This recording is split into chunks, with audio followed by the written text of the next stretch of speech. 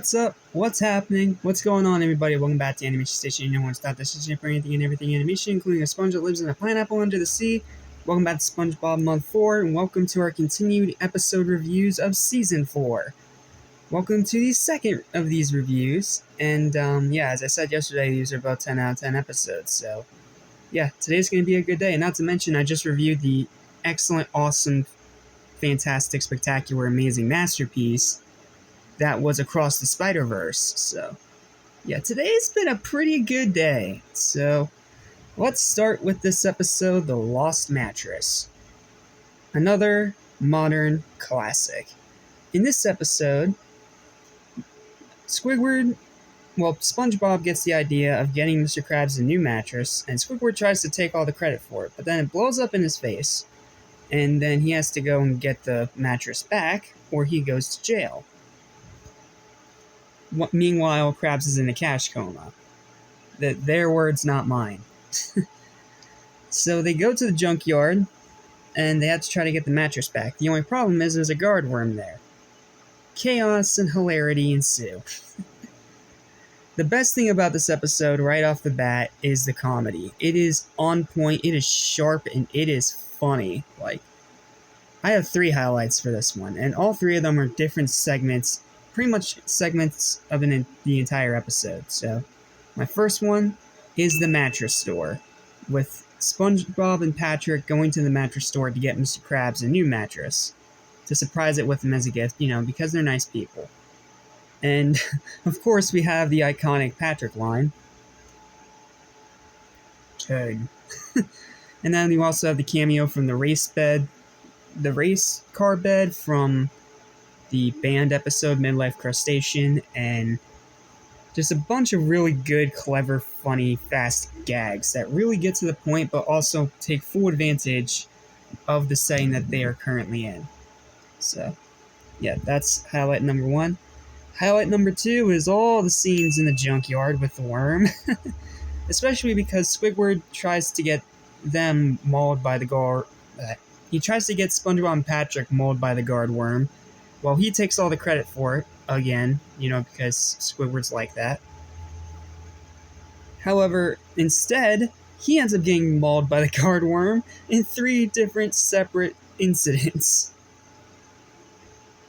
First, the fence gets flipped around, and then the second time, he takes a wooden spoon, then gets bit in the rear for it. And then the third time, he just gives up, opens his hands, and just chases him away. Just amazing job there. And not to mention, we want to see Squidward get hurt in this episode, because he's pretty much the villain of the episode, trying to take advantage of something that SpongeBob and Patrick were trying to do for Mr. Krabs and flip it around to benefit him. So, this is one of those episodes that a Cool Cat would call a Squidward karma trip, an episode where he deserves the misery he brings onto himself. It's funny. It is funny, and it's not a Squidward torture porn. And then the third and final highlight of the episode are all the scenes in the hospital. He gets moved from the hospital bed to in front of the candy machine when they realize he has no insurance. And then, so one of the other doctors can get to the candy machine, the nurse moves into the sidewalk. And then the third time, after the administrator comes in, tells him, well, what are you thinking, man? We're trying to run a business here. We can't leave our patients on the sidewalk. And then he calls the nurse one more time, and the nurse is just fed up with it and just kicks him down the freaking hill. Oh, and then the way it ties into the ending, oh my goodness. This episode's a 10 out of 10. This episode is hilarious. It's always been one of my favorites, and it's just so much fun. But it's up against another amazing 10 out of 10 episode. What's that episode? Krabs vs. Plankton. Oh yeah, the court case episode. The good one, not the crap one. Let's go talk about it, shall we?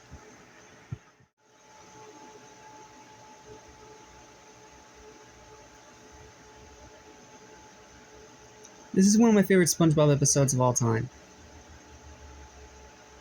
I may be the only one with that opinion, but it's true. This episode is fantastic, and I absolutely love it for a multitude of reasons. For one, I'm one of those guys that loves to watch court cases in movies and shows. Like, they're always just so interesting to me, seeing all the different legal actions and hearing the plaintiff and the defense, go have their back and forth until we finally get a verdict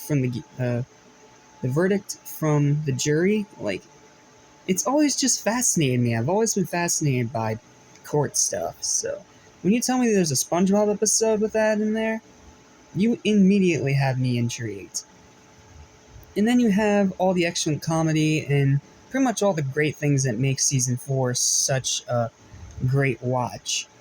Yeah, you have a phenomenal episode. It's not an 11 out of 10, unfortunately, but trust me when I say this episode is an easy 10. Easy. This is a fantastic episode, I'm going to tell you why. So in this episode, Mr. Krabs is sued by Plankton in one of the protozoan's many, many attempts to steal the Krabby Patty formula, this time using legal action. And I know it sounds boring, but hear me out. And after his attorney ends up slipping after, a second puddle appears in the Krusty Krab, probably from SpongeBob's dealing, the attorney hands SpongeBob over his case and his suit, and SpongeBob has to play lawyer.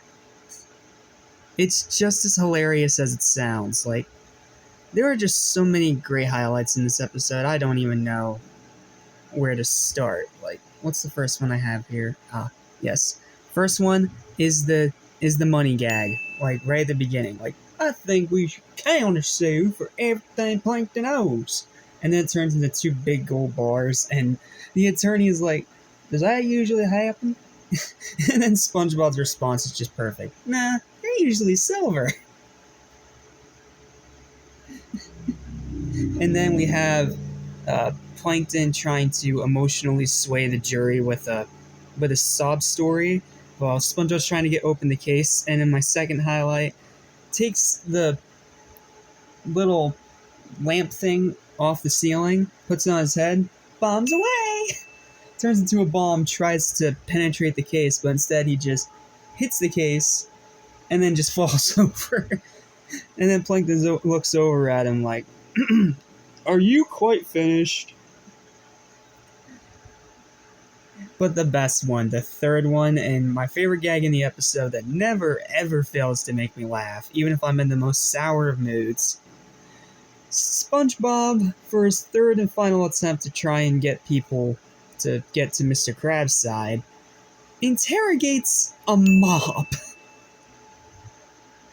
Like, that's typical SpongeBob, but it's so funny. Like, it's not post-movie stupid SpongeBob, it's just charmingly oblivious SpongeBob, and that's what I love about it. And then the way it all plays out in the end, and the way that SpongeBob finally sees what's in the case, which is a Krabby Patty, and he realizes and figures out how to turn the tables on Plankton. And then he gets the charges all dropped, and even makes his own wet floor sign for the Krusty Krab, which was nice of him. Even though it's a bit of a hazard with all the nails sticking out of it, but you know what? It's a thought that counts, right?